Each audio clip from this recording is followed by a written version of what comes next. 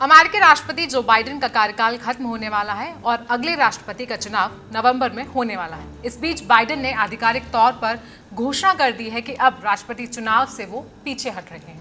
अमेरिकी राष्ट्रपति पद की बहस में पूर्व राष्ट्रपति डोनाल्ड ट्रंप के खिलाफ बेहद खराब प्रदर्शन करने के चलते रिपब्लिकन पार्टी और उनके प्रत्याशी की दावेदारी ज्यादा मजबूत लग रही थी, जिससे डेमोक्रेट्स को झटका लगातार लगता ही जा रहा था। ऐसे में पार्टी की हार की संभावनाएं और भी ज्यादा हो गई थी और अब जब बाइडेन ने अपनी उम्मीदवारी वापस ले ली है, ऐसे में ये पार्टी के लिए एक झटका ही माना जा रहा है, क्योंकि बाइडेन ने 2 दिन पहले ही ऐलान किया था कि वो राष्ट्रपति चुनाव के लिए अपना चुनाव प्रचार जारी करने वाले हैं। ऐसे में बाइडेन के इस फैसले के क्या मायने हो सकते हैं, आइए इस वीडियो में विस्तार से समझते हैं। नमस्कार, मेरा नाम है आयुषी और आप देख रहे हैं जनसत्ता। अमेरिकी राष्ट्रपति जो बाइडेन ने चुनाव न लड़ने का ऐलान ऐसे वक्त में किया है जब कुछ समय पहले ही पूर्व राष्ट्रपति बराक ओबामा से लेकर डेमोक्रेटिक पार्टी के कई गवर्नरों और कांग्रेस के सदस्यों ने उनसे उम्मीदवारी छोड़ने की बात कही थी। उसी वक्त ये तय हो गया था कि शायद बाइडेन जो है वो चुनाव से पीछे हटने के संकेत दे सकते हैं। यहाँ तक कि पूर्व अमेरिकी सदन अध्यक्ष नैन्सी पेलोसी ने भी उनकी इस दौड़ से बाहर होने के पक्ष में बयान दिए थे और अब ये साफ हो गया है कि बाइडेन इस रेस से सरासर बाहर हो गए हैं। जिसके बाद ये सवाल आता है कि अब ट्रंप के सामने कौन खड़ा होने वाला है, साथ ही साथ बाइडेन की उम्मीदवारी वापस लेने से भारत पर इसका क्या असर पड़ने वाला है।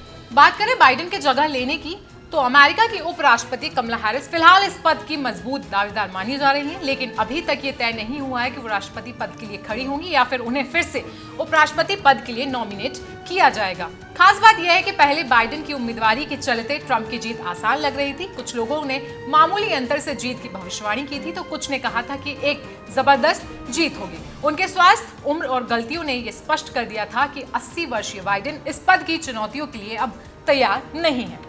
वहीं भारत के लिहाज से देखा जाए तो भारत के लिए ये व्हाइट हाउस की दौड़ को करीब से देखने का समय आ गया है। अमेरिका भारत संबंधों के प्रति सकारात्मक दृष्टिकोण द्विदलीय यानी कि बाई पार्टीसन रहा है, जिसका मतलब है कि भारत ने कभी खुलकर ना ही बाइडेन का विरोध किया है, ना ही ट्रंप के विरोध में भारत ने कभी कोई बयान दिया है। हालांकि पिछले कुछ महीनों में सिख अलगाववादी नेता गुरपतवंत सिंह पन्नू की अमेरिका में हत्या की साजिश रचने और भारत द्वारा रूस को गले लगाने के आरोपों के बाद संबंधों में खटास जरूर आई है, लेकिन वॉशिंगटन में अस्थिर स्थिति के कारण दिल्ली अपने दांव को अभी इस समय सुरक्षित रख रही है। इसलिए अगर ट्रंप व्हाइट हाउस में आते हैं तो पुतिन के साथ उनका लगाव पुराना हो सकता है, लेकिन व्हाइट हाउस में बदलाव के बावजूद पन्नू हत्या की साजिश की छाया अभी भी बनी रह सकती है। देखा जाए तो दिल्ली अगले कुछ हफ्तों तक बेसब्री से इंतजार करेगा कि आखिर डेमोक्रेटिक पार्टी अगस्त में होने वाले सम्मेलन में अपने ओर से किस उम्मीदवार के नाम की घोषणा करती है।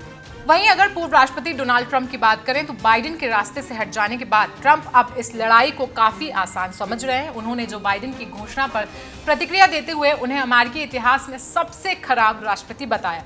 CNN की एक रिपोर्ट के अनुसार ट्रंप ने कहा कि उन्हें लगता है कि उपराष्ट्रपति कमला हैरिस को बाइडेन की तुलना में हराना आसान होगा। ट्रंप ने कहा कि वो यानी कि बाइडेन हमारे देश के इतिहास में सबसे खराब राष्ट्रपति है। बाइडेन के इस फैसले पर क्या है आपकी राय, हमें कमेंट सेक्शन में बताएं। साथ ही साथ बाकी लाइव अपडेट्स के लिए जुड़े रहिए जनसत्ता के साथ।